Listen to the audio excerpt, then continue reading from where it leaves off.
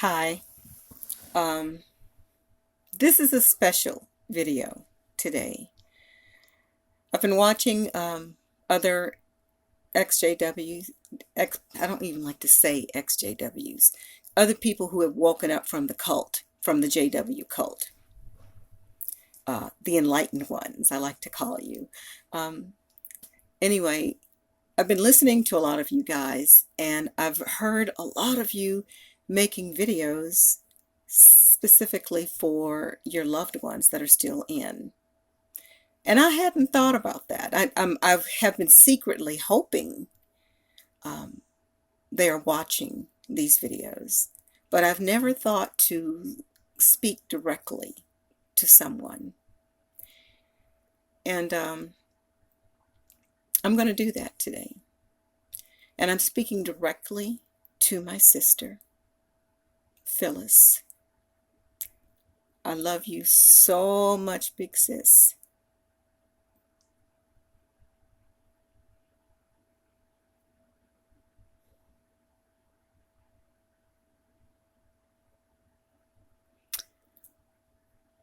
And I miss you a lot.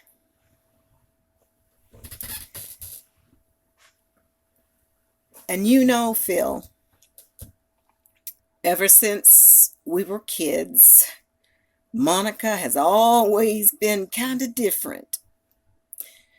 Always the one that was really creative, the one with her heads in the clouds, and thought that, always thought that I'm here for a specific reason. I'm different from everybody else. I know you remember me telling you that I thought that I was actually picked up out of the garbage by my parents and they adopted me because I never felt like the rest of the kids. Across the board, I never felt like the rest of the kids.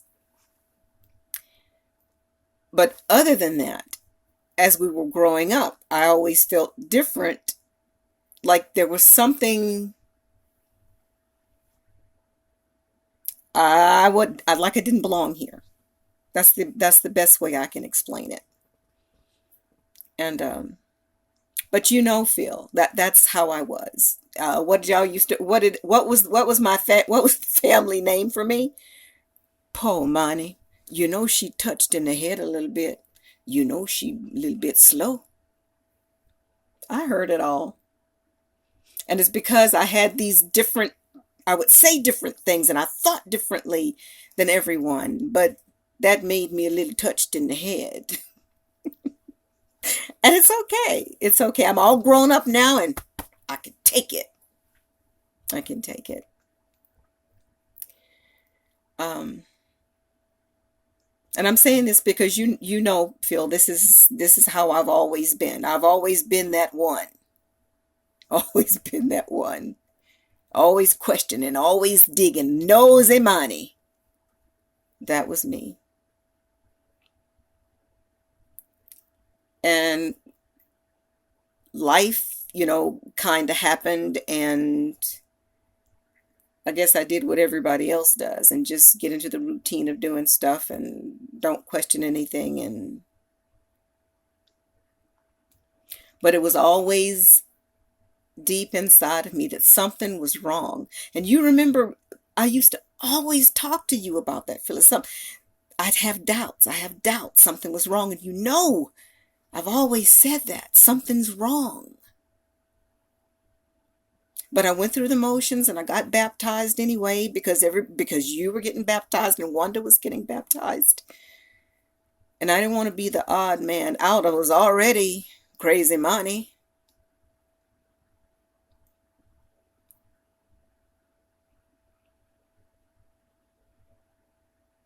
But it never, ever felt right.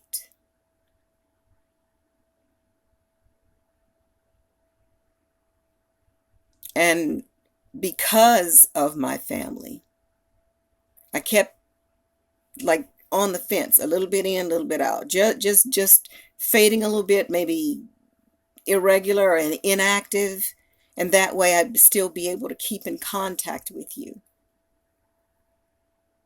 But I knew already in my heart it was wrong.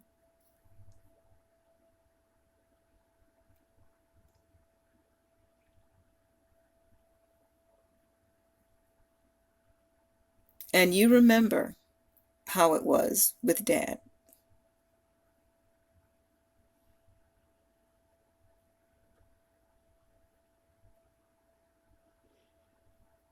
And how dedicated and devout and just die hard. I love Jehovah and I'll kick your goddamn ass if you mess with my Jehovah. That was my daddy. My daddy, the sweetest man. Oh, my daddy. People would run because they would see my dad and they say, "Oh, that's that Jehovah man run," and they would run away from my father. He would make the rounds at the hospital, and he had his lapel filled with booklets, and he had his Bible in every pocket. He had a tract or something because he was that devout. Every place he went, he had to spread Jehovah's word. He had to preach the good news. But then, and again, this is my daddy. Daddy, I love you, but I got to say it. And my daddy would, from one side of his mouth,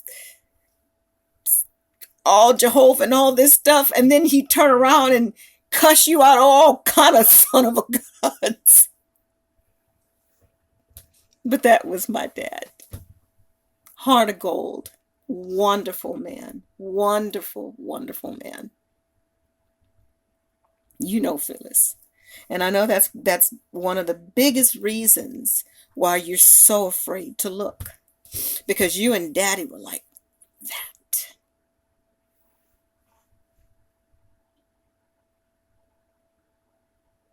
Ace Boon Coon. That's what you said. What would you call it? Ace Boon Coon? You and Dad hanging out all the time? That was your partner. That was your road dog.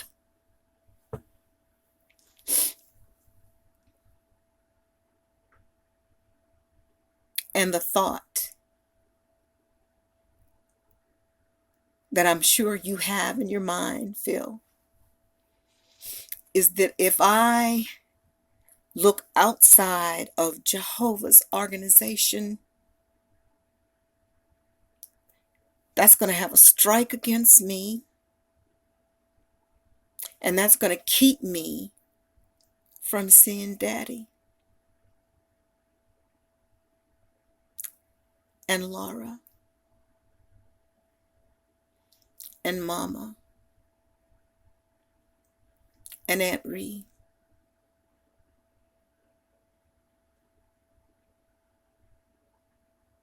Momo.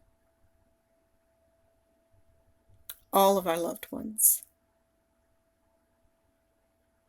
And I know that's what's going on in your head. If you question, if you doubt, because it's so ingrained in us, if you question Jehovah, you risk losing your life and not seeing them again. Fear.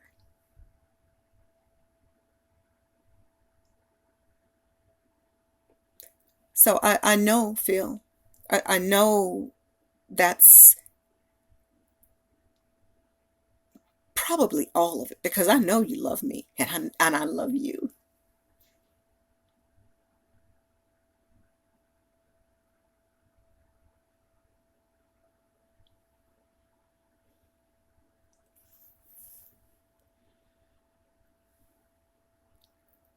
So that's why I'm doing this little video for you, to let you know that I have not forgot about you. I love you and I miss you. And I know that one day you're going to wake up. I encourage you, sister.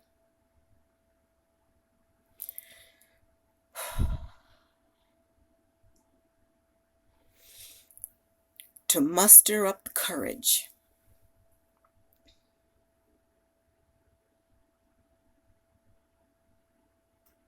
and even pray. But I would suggest you not pray to Jehovah, but just pray to your Heavenly Father.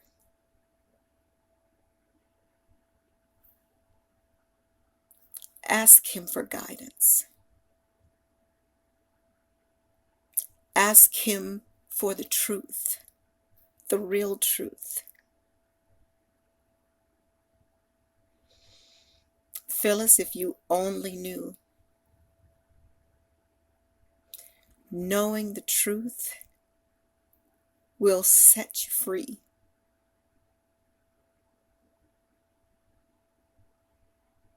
I'm happier now, Phyllis, than I've ever been in my entire life. And it's because I know who I am and what I am.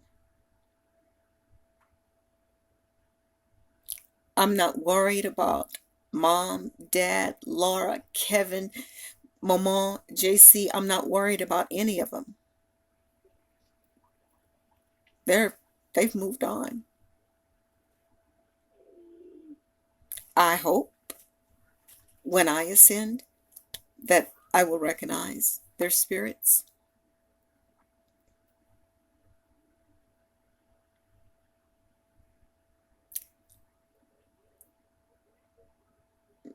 Let me be quiet. That's going to make you think Monica crazy. But y'all always thought I was crazy anyway. Anyway, I'm not going to talk about any of that. Again, I just want you to know that I'm here. I love you so much, and I miss you. And I will be here for you no matter what. And when you wake up, or any of my relatives or friends that see this, don't be afraid to reach out to me, because I'm waiting for you to call me and say, hey, I woke up. And all my friends in previous congregations, this is for you too. If you're watching this,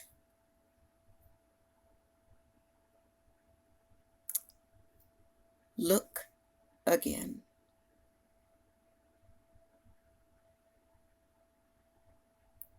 Anyway, my sister, I love you, Phyllis. Let's do that? You want to do that? Phyllis!